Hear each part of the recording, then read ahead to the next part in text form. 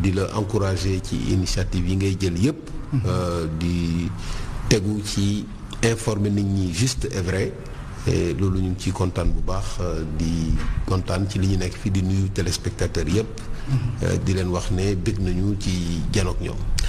dëgg la Aïcha ñu tàmbali ci wàllu politique. d'abord Boubacar franchir nga le cap politique parce que xamoon nañ la nga nekk koo xam ne plusieurs casquettes avocat nekk nga fi secrétaire général ministère boobu ñu doon woowe du ciel communautaire taw Karim nekk nga directeur de douane vraiment parcours bu exceptionnel bu ñuy wax en termes de richesse nga am ñu gis ba si yàgg nga def franchir le pas pour dugg politique. def sa première expérience véritablement avec l'élection présidentielle lan nga ci tiré comme expérience. li ma ci tiré mooy sant yàlla te xam ne réew dafa am doole bëgg réew ëpp doole réew.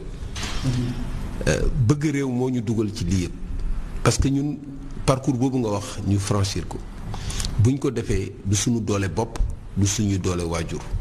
ñun dañu tombé jamono joo xam ne état moom mooy defar nit ki ñu dugal ñu école defal ñu lépp dugal ñu daara ñu réussir ci macha allah te génnewuñu dërëm école publique la ñu nekk ba mën ci am ay fonctions yu am importance ci wàllu public fonctions yooyu wane ñu ba privé bi soxla ñu ba ñu mën ci liggéey ba tedd ci mën ci teral suñu njaboot donc li ñu dugal ci politique mooy njukkal boobu ñu war a delloo suñu réew.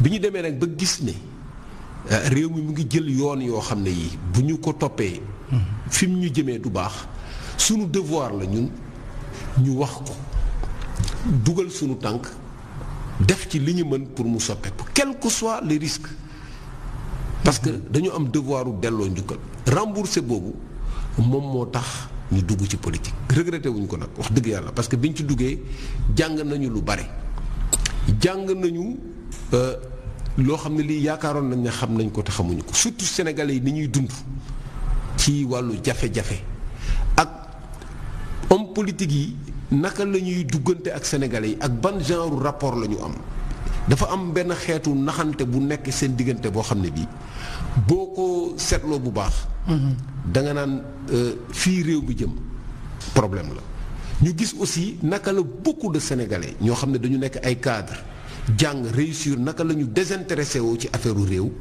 ak jeunesse bi aussi parfois ni ñuy manqué souci ci seen avenir peut-être que noonu lañ leen formaté. c'est inquiétant. c'est très inquiétant loolu gis nañ ko ci. mu gën ñu encouragé. ñaareel bi naka la nit ku yore nguur war a jiital defar mën a nekkee di yàq parce que.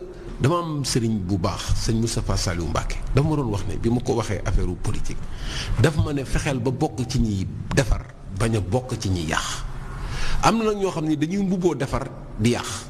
moom nga gis ci nguur gi. bu baax a baax am na ñoo xam ne dañuy bëgg a defar sax mais mënuñu. dañoo tële. boo tëlee da ngay yàq am na ñoo xam ne dañuy dugg ci nguur ngir defaru mais duñu defaral ñi nga xam ne ñoo tax ñu nekk ci nguur gi. moo tax ma tënk ko ci ñaari baatu wolof rek ku mën te defoo lu yàqu yow ca nga ku mënul bawoo lu yàqu yow ma bañ a nag bokk ci ñi nga xam ne ñii dañu yaakaar ne am na as tuut lu ñu mën te bañ ko yéene seen réew loolu moom mooñ ci dugal biñ ci duggee it gis nañu naka la ñuy manipuler système politique pour écarter ay candidats ci parrainage bi gis nañu ni ñu ko organiser gis nañu naka la ñuy distribuer xaalis ay nit pour ñu changer sens su vote yi gis nañu naka la ñuy changer texte yi nga xam ne yi moom moo fixer règle yi yooyu yëpp fekkee nañ ko. mais loolu mënul décourager koo xam ne kii dafa yaakaar ne devoir am lay def kon loolu mooy expérience bi ñu ci poussé et ba nga xam ne aujourd'hui ñu ngi rester dans les dispositions. ci defar lépp loo xam ne dafa war a defar rek ñun. ku ñu ci woo ñu wuyu la. Boubacar man su ma la déggee dafay mel ni Sénégal day doon semblant d'état. république semblant de démocratie mais à l'interne ñi alimenter démocratie boobule toujours c'est pour leurs propres intérêts. waaw mais pas pour l'intérêt du pays. waaw xam nga état li danger ci état. mooy état boo xam ne bii dafa absent maanaam fi nga war a teew teewoo fa boo wëree Sénégal di nga gis ne état fu bare fu mu war a teewu fa am na foo xam ne ndox mu ñu naan sax amuñu ko am na foo xam ne fii dund da leen di të donc état bu absent baaxul loolu dal nañu ci coin yu bare waxuma ne fépp la parce que am na foo xam ne fii da ngay sentir présence su état bi di nga gis dara nga jëriñoo ko mu wóor la lii état moo ko investir initiative am la mu nekk lu baax mais li ëpp état bi dafa absent. ñaareel bi nga gis état bu paresseux mooy loo xam ne problème bu ne wàng la ñëpp war ko régler au lieu nga ut ci pexe nga bàyyi ko fa nekk ci leneen aujourd'hui problème mu sénégalais yi lan la li ci ëpp mooy dund bi li ci ëpp mooy loyer bi li ci ëpp éducation bi njàng ndox courant sécurité loolu mooy problème yi sénégalais yi di dund boo ko fa bàyyee da ngay nekk état bu paresseux boo ci amul solution moom lay wax toujours ma ne kujju politique mooy loolu ban solution nga am bu sa moroom amul ci problème yii ma soulevé loolu mooy état paresseux état roublard nag moo ci gën a bon mooy état wu njublang boo xam ne système étatique bi da nga ko jël pour fexe noo ci tirer xaalis yóbbu sa kër yóbbu sa njaboot yóbbu ci sa ay ñoñ loolu bu amee état absent paresseux roublard loolu mooy indi système boo xam ne bii dootul am doole mu am état bu faible lépp am nag trafic yi am insécurité am lu waaye neex def mu nekk dëkk bu pëccëxoo boo xam ne bii kenn dootul xam lu moom nga seetlu fi mu nekk moom foofu la ñu toll tey Sénégal mais li nga wax nii c'est dangereux ma ne la foo ko natt wees na ko xam nga façon politique yu njëkk yooyu dafa xewi politiquement fi ne ñëwal ñu wax élection parrainage kii système électoral loolu c'est pas l'essentiel. Essentiel bi aujourd'hui mooy est-ce que sénégalais yi dañu war a nangu loolu ñépp bokk muy seen ressource muy seen alal mooy loo xam ne li yàlla moo ñu ko dajale ñun ñëpp ñu nekk sénégalais. est-ce que dañu war a nangu teg ko ci loxo yoo xam ne yi dañ koy doxalee nu mu leen neexee. léegi loolu bu ko sénégalais yi nangoo ñun bu ñu demee ba constaté ne sénégalais yi ñoo ko nangu consciemment dañuy bàyyi parce que nag booy gunge ku biiram di daw. bu dawul bul daw. dëgg la loolu dëgg la. waaw mais ñun yaakaar nañu ne des na sénégalais yi ñu ngi commencé xam bu baax. conscience citoyenne bi. dafa commencé développer dañu toll ci situation wu gouvernance surveillée. actuellement dafay am coow yoo xam ne dañ ko daan coow rek après mu jeex léegi coow yi day mujj ci justice bi seetlu nga ko. xam nga am na fi coowu xaalis ci affaire 94 milliards am fi coow affaire Petro-Tim am fi yeneen coow mais dafa mujj justice am na dossier justice tey. tey nag aujourd'hui c'est une nouvelle étape justice bi moo war a àtte te ku àtte far justice moo war a joxe signal ne ah lii de nii laa ko gisee lii jaar na yoon lii jaarul yoon. mais est-ce que sunu justice bi. jox na leen garantie yoo xam ne ñun mën nañu yaakaar ne dossier yu lëj yooyu bés bu demee ci justice bi dina ko àtte ci kaw dëgg. loolu mooy àtte loolu mooy devoir am parce que dëgg ni nga ko waxee àtte ci kaw dëgg xam nga dëgg mooy baat boo xam ne bii amul verbe boo ko seetloo. bu dee fen da nga naan mentir. waaw walla nga ne fen mais dëgg. la vérité amul verbe soo ko bëggee utiliser da nga naan dire la vérité il faut nga uti beneen verbe. donc dëgg yàlla da ko tënk muy àq boo xam ne bii la vérité se suffit à elle-même dafa motu boppam amul loo ci yokk amul loo ci wàññi amul looy fàttaliku amul nit kuy fen boo ko nettali loo dara tey nga toog ñaari weer na ko nettaliwaat bu dee dafa fen da ngay gis mu waroo mais bu dee dëgg la soxlawul muy réfléchir soxlawul muy fàttaliku. parce que li am lay wax gis nga àtte boobu ci dëgg yàlla rek moo ko mën li ñuy laaj juge bi mooy mu àtte ci yoon bu fekkee nag day àtte ci yoon day am intime conviction am ndax li mu àtte dëgg la wala du dëgg kooku digganteem la ak yàlla parce que Dieu est le seul juge. léegi nag aujourd'hui Sénégal toll nañu fu nga xam ne système bi jaxasoo na ba dañu dellu si ca cappaandaw ga fi mbaxana doone benn dañu dellu si justice donc premier pilier bi ñu war a régler Sénégal mooy justice bi te ñoom ñoo ko war a régler seen bopp ñi nekk ci justice bi ñoo war a décider ne la récréation est terminée léegi nañu juger dëkk lu ñu xas ba wax rek day nekk jurisprudence atte lay nekk beneen yoon bu ñëwaatee par exemple bu ñu nee ni ñu attribuer pétrole bi jaarul yoon dañ koy kase xam nga bu justice bi décider loolu rek régler na problème mu attribution bloc yi di ñëw yëpp waaw ndax kenn dootul jaar yoon boobu. bu nee niñ ko attribué noonu la dañuy foog ne dafa far wala dañuy yaakaar ne peut-être nit ñi li ñu yaakaaroon ne am na amul mais day fekk mu emporter adhésion nit ñi. mu ngi mel ni addis yi rek. dañu naan addis ñu ne lii bi mu amee nii la ko yonent sallallahu alayhi wasallam réglé woon. nii la ko réglé woon bu même situation amaatee dañu naan nañu référé wu ci ni mu ko réglé woon donc aujourd'hui Sénégal pour régler dëkk bi il faut que justice jël responsabilité bi. mais est-ce que am nga sentiment ne loolu dina am. man xam nga dama optimiste. man dama nekk koo xam ne optimisme bayaa baaxul de. waaw optimisme bayaa baaxul mais optimisme dama ko wéer ci ne ñi nekk ci justice bi nit lañu comme ñun. di vivre li ñuy vivre te dama yaakaar ne majorité juge yi. amuñu intérêt dëkk bi yàqu. te loo amul intérêt mu yàqu bu demee ba war a jaar sa loxo pour defaru mooy li ma la wax rek bokk ci ñuy defar wala bokk ci ñuy yàq. bu justice décidé bokk ci ñuy defar rek léegi dëkk bi jag ci côté yooyu. donc man loolu la yaakaar ne aujourd'hui Sénégal foofu la ñu toll ci croisée des chemins boobu la ñu toll. ayca loolu yaa ngi wax justice ma mën laa dem nga appel à témoin ci biiru Petro-Tim. waaw jàpp nga ne yoon boobu ñu jaar dina leeral dossier boobu.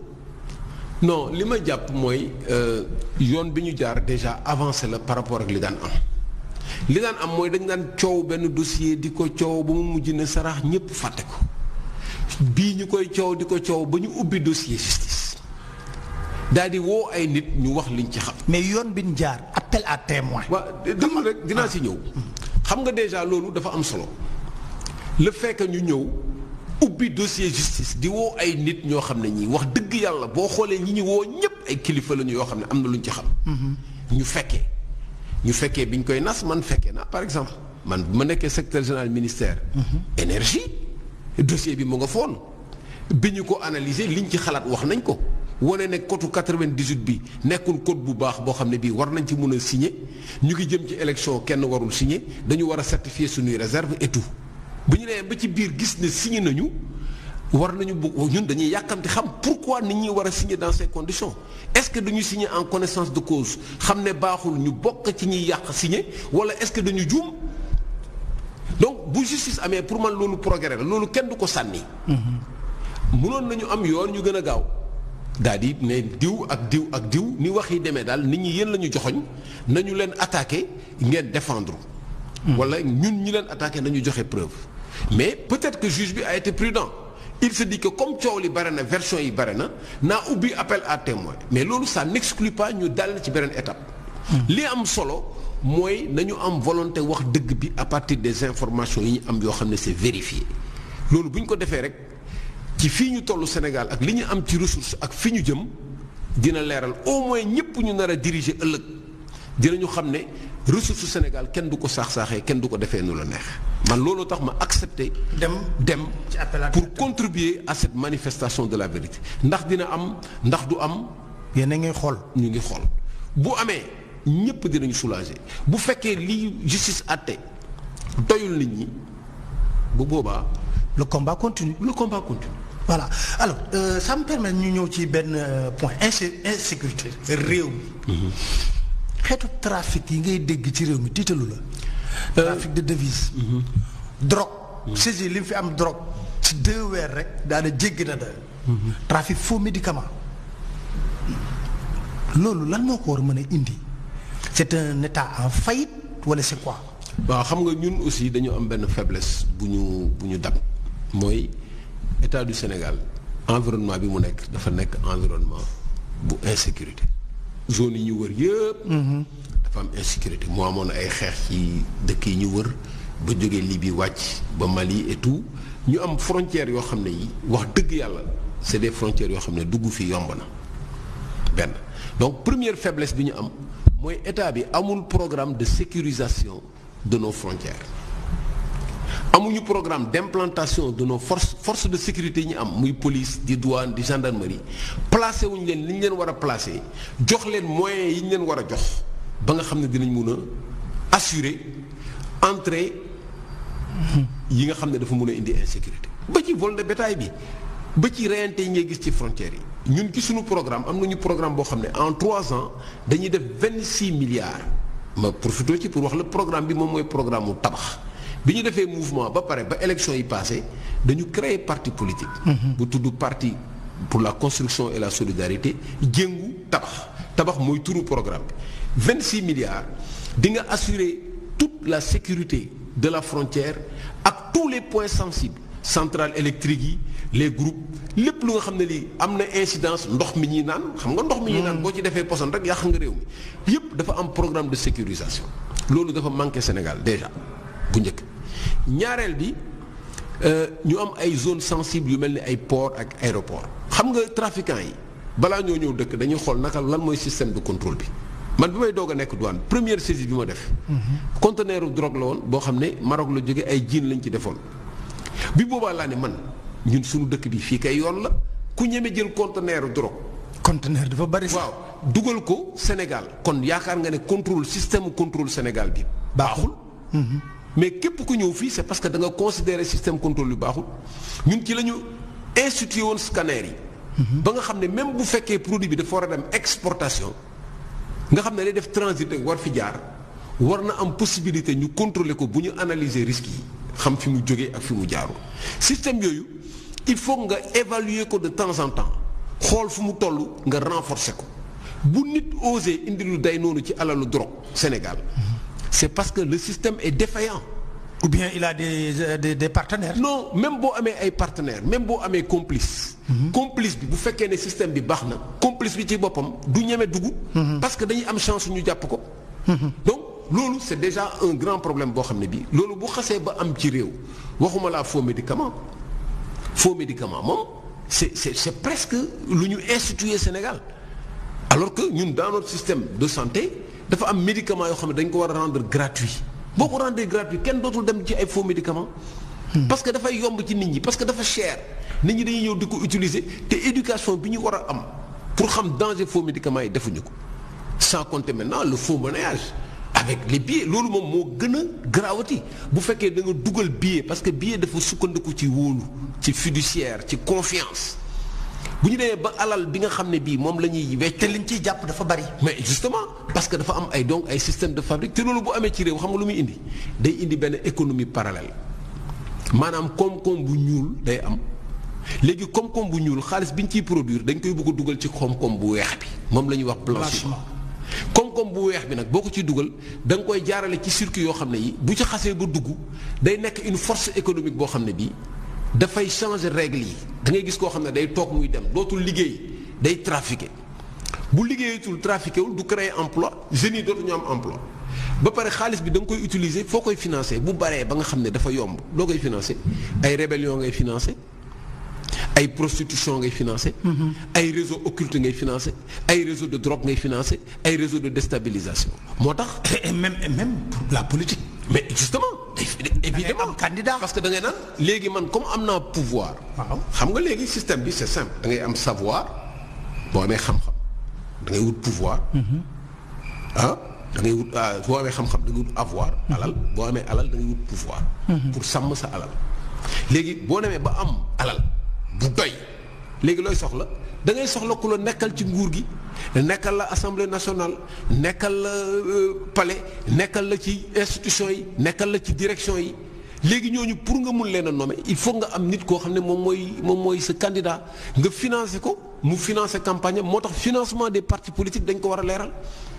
donc circuit xaalis bu ñuul bi dugg ci réew mi ak ni muy doxee ak nit ñi di yeewoo rek am alal joo xam ne kenn fu mu xamul fu mu jógee Sénégalais yi aussi parfois dañuy topp loolu gis ko am alal rek ñu tuddee ko ay soirée muy baatare kenn du jéem a xam fan la alal ji jógee donc le système de contrôle bi ñu war a def day dem ba affaiblir ba nasax loolu bu amee rek état bi. mais foofu justice bu exemplaire moo ci war a am. moom laa lay wax. justice bu exemplaire dellu si nga il faut que justice bi dëgër di dóor fi mu war a dóoree loolu boo ko deful mënuloo am système bu baax donc loolu moom moo ñu dal aujourd'hui au Sénégal et mooy danger bi gën a mag loolu mooy politique lii la ñu war a débat lii mooy débat politique naka la ñu war a def ba Sénégal génn ci système bi nga xam ne bii ŋànk na ko boo ci génnul xale yi moom bu yeboo ñu xam ne seen àdduna moom féete na boor.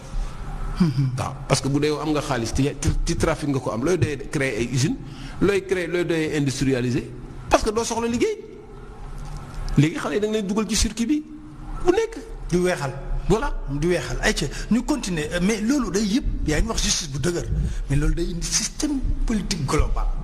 laay teg man parce que du ma génne justice ci système politique. absolument alors ñu gis fii ci réew mi laa gis calendrier républicain doo xam kañ la.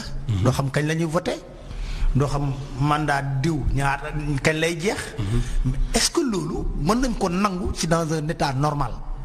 waaw xam nga loolu tayeef la. tayeef la ñi koy def ñëpp ñoo ko tey système politique sénégalais boo ko seetloo ni mu mel képp koo gis mu koy changer rek am na lu mu def ci boppam. c'est pas pour écrire des lettres de noblesse. non mais c'est pour dafa am débat boo bëgg a indi parce que tant que ñu ngi débat calendrier naan élection kañ lay am ndax mandat bi benn la ak ñaar ndax constitution bi dañ koy changer duñ ko changer ndax système électoral bi leer na ak leerul tant que ñu ngi koy débat du ñu débat les vrais sujets. du ñu débat programme du ñu débat sécurité du ñu débat éducation du ñu débat santé du ñu débat ndox du ñu débat électricité du ñu débat dund bi cher bi nga xam ne moom la nit ñi du ñu débat problème mu transport du ñu débat problème mu circulation.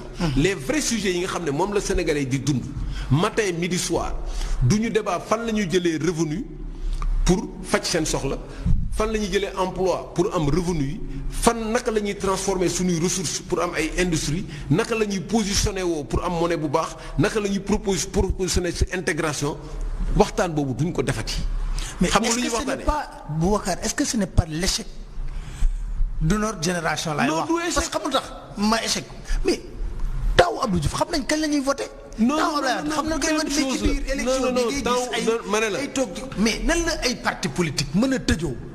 ñu jox mandat ay élus locaux ñu toog ci dialogue ba mu neex leen génn def seen pause café dugg na non nañ reporté local yi yokkal. quelqu'un koo xam ne mi ngi woon ci mairie te wóor na mën a gox bu mu yor askan fa nekk doyal nañ ci gestion ñu yokkal ko mandat na ko non mën nga toogaat 2 ans. waaw loolu laa lay expliquer ma ne la du échec système bi du temps wu Abdou Diouf temps wu Sénégal bi mu amee ba léegi les dirigeants politiques dañuy utiliser institutions yi pour rester au pouvoir. bi ñu commencé 60 dañu ñëw fekk fi benn régime boo xam ne bii c'était un régime parlementaire ñu hérité ko ci français yi.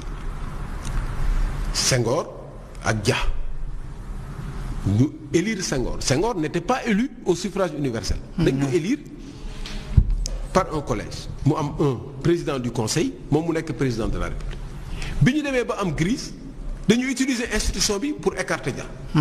mu dem bi ñu doxal ba crise ñëwaat 68 69 70 ñu instituer poste premier ministre jox ko pouvoir. ñu doxal tuuti ñu def article 35 ne léegi premier ministre. mooy remplacer président ba pare moom mooy yeggali mandat am donc on a toujours un problème de constitution boo xam ne bii dafa nekk lu solide lu stable loo xam ne du changer xam nga loolu am na. mu permettre Abdou Diouf mu ñëw dawal ba 83 mu def première élection présidentielle defal élection ñu ne bon mandat yi limité wu ñu ba finalement ñu décider ba finalement ñu ne duñ ko limité war di ñëw. bi Wade ñëwee ne nañu changer léegi constitution bi limité mandat yi. 2001 waaw def limité mandat def disposition transitoire Wade li mu defoon noonu.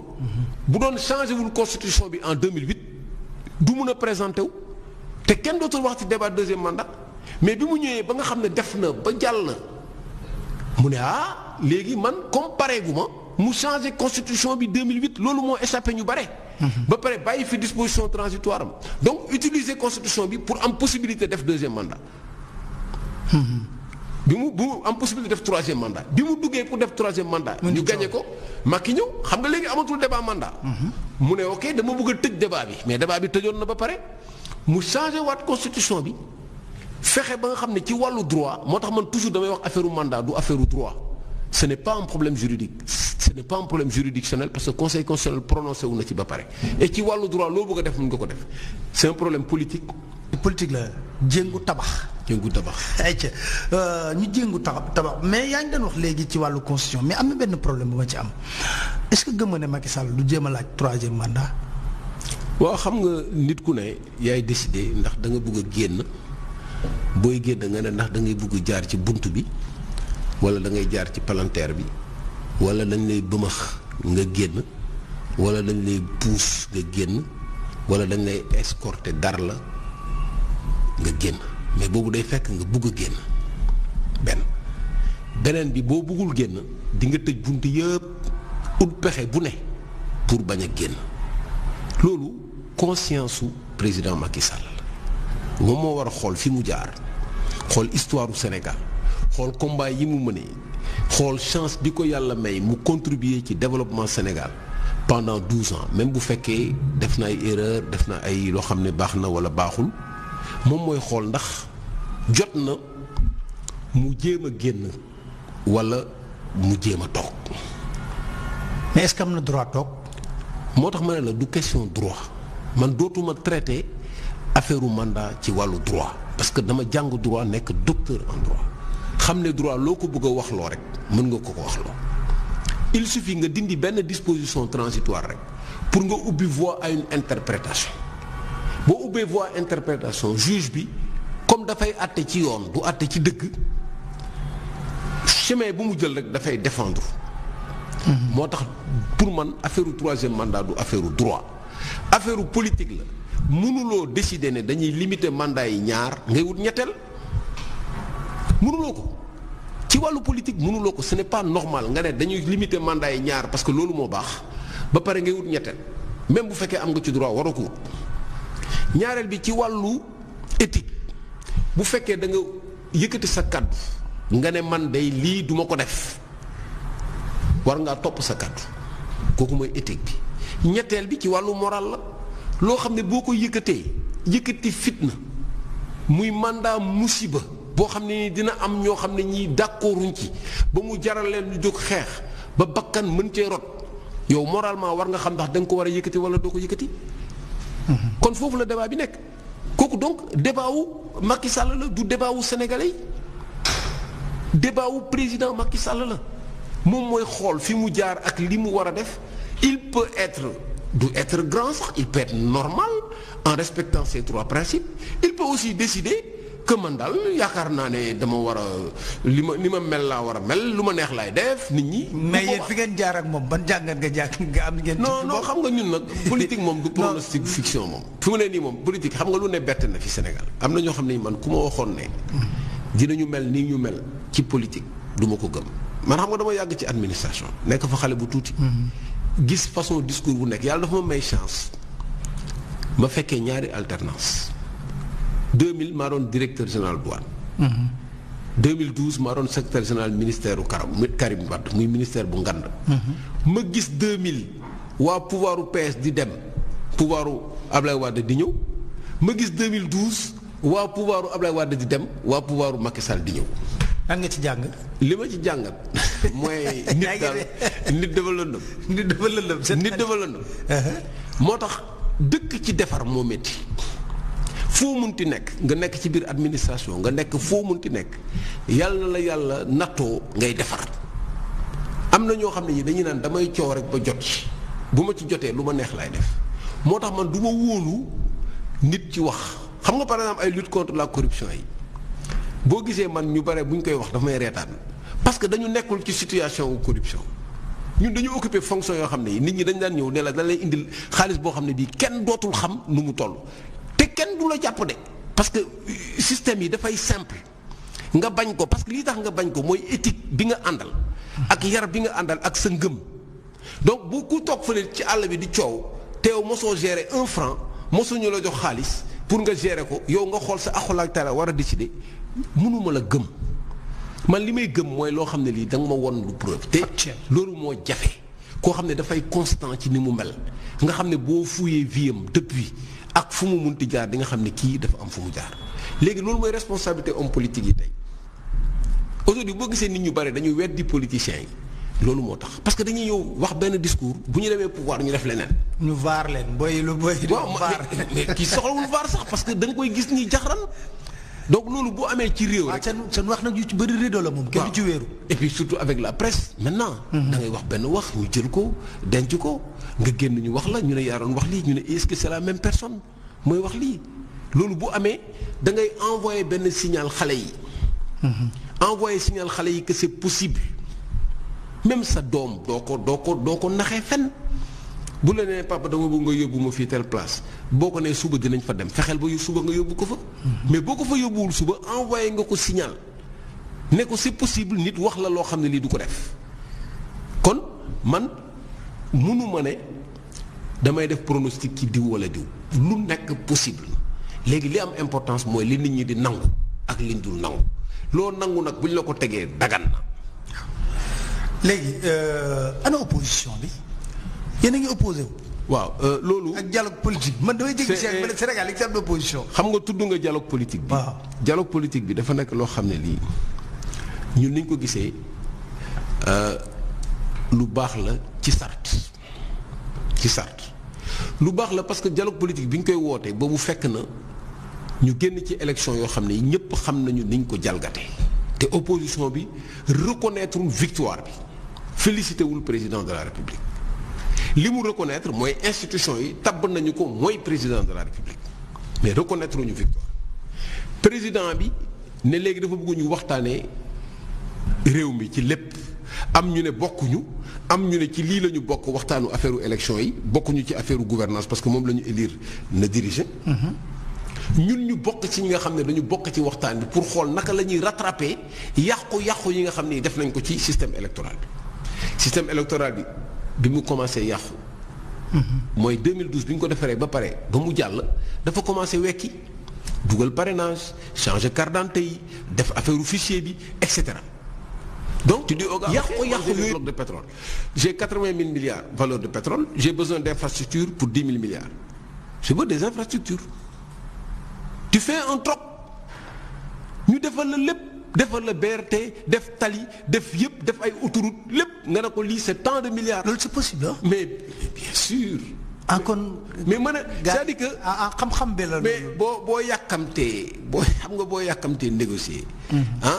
boo yàkkamtee négocier mais naka la pourquoi ñuy négocier richesse bi ñu am nii dans les conditions yi ñu ko négocier yow yaakaar nga ne Sénégal d'accord war nañu d'accord à la veille des élections de 2007 ñuy signer affaire de Falémé à la veille d'élection. En 2012 à la veille d'élection en janvier 2012 ñuy signé veille élection. mais est-ce que soxla wu noonu xaalis. loolu day yaakaar naa bu dee am na loolu. parce que man 2019 même chose avec Toscali loolu la ñu naroon signé donc aujourd'hui c'est aux Sénégalais ñoom ñoo war a xam est-ce que d'accord nañu ne li ñu moom dañ koy teg ci loxo yoo xam ne yi lu leen neex la ñuy def wala li ñu moom fi mais am na investissement yoo xam ne Sénégal balaa nga ko def Assemblée nationale da ko war a yëg. autorisé ñu débattre ko. loo xam ne. quelle assemblée nationale aussi. mais assemblée nationale xam nga dafa am yoo xam ne aussi bu amee. mais quelle assemblée nationale. assemblée nationale boo xam ne da ngay dégg député yi wax leen man lépp lu Macky Sall indi fi man baax na dama koy voté. waaw mais xam nga lu ko waral. parce que système mode d'élection bi. bu dee yow Guédiawaye da nga bëgg a ut. ñuy représenter Guédiawaye mais waa Guédiawaye xamante nañu. ñi fa dëkk xamante nañu ñi fay def lu baax xamante nañu ñi fay doj buumu gàcce xam nañ ñi fa am jom xam nañ ko ñi nga xam ne yàgg nañ fa di fa def lu rafet bu ñu leen élire jiital leen yow di nga ko wóolu mais man ñi ma yërëm mooy ñi nga xam ne dañuy élire nit wala liste yoo xam ne yi président de la république moo koy def moo tax ñun dañu bëgg président de la république bañ a nekk chef de parti bu fekkee liste bi yow sa bopp yaa koy def ci ay nit pour récompenser leen mais ñooñu bu ñu defee njaaxum c'est responsabilité la. donc loolu mooy problème bi donc Sénégal man am naa ci espoir bu baax xam naa ne. loolu laa la bëggoon laaj. parce que soo tableau bi ma peindre yëpp mu koy déglu ba si ak dama ne waaw mais est-ce que.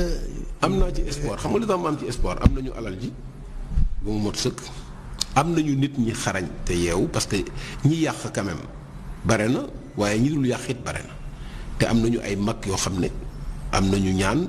te maandu nañu mun nañu joxe conseil am na ñu am xam-xam ñu nekk fii ak ñu nekk bitim réew ñoo xam ne Sénégal rek la ñu bëgg. surtout diaspora bi. soo gisee diaspora bi xaalis bi ñuy dugal Sénégal près de 1000 milliards par an loolu rek boo ko structuré mën nga ci liggéey donc diaspora bi am nañu xam-xam. am nañu xam-xam gis nañu lan mooy développement parce que dund nañ ko. ba pare bëgg nañ ko yéene nañ ko seen réew moo tax ñoo gën a engagé wu politiquement moo tax gis nga ni ñuy engagé wu politiquement donc loolu bu amee ñu am population boo xam ne ay jeunes lañu aussi loolu solo la am nañu jeune te aussi effort yi ñu def ci alphabétisation ak scolarisation nit ñi même si le système est mauvais nit ñi am nañu un minimum pour pouvoir lire écrire daara yi aussi formé nañu ay nit ñu bare loolu aussi dañ ko war a intégrer dans le système éducatif bu ñu ko defee dinañu gis ne am nañu potentiel bi léegi nag potentiel bu amee il te faut les leaders yoo xam ne dañu jiital intérêt Sénégal loolu aussi ñàkkuñu ko ñàkkuñu leader yu jiital intérêt Sénégal mais leader lu mu baax il faut nga encadrer ko nga contrôler ko il faut mettre un système de contrôle ba nga xam ne ñi ngay élire dañuy rendre compte nga mën leen a contrôler xam-xam bi nekk na fi mais bu fekkee ñi am xam-xam ñi am xarañ ñi am maandu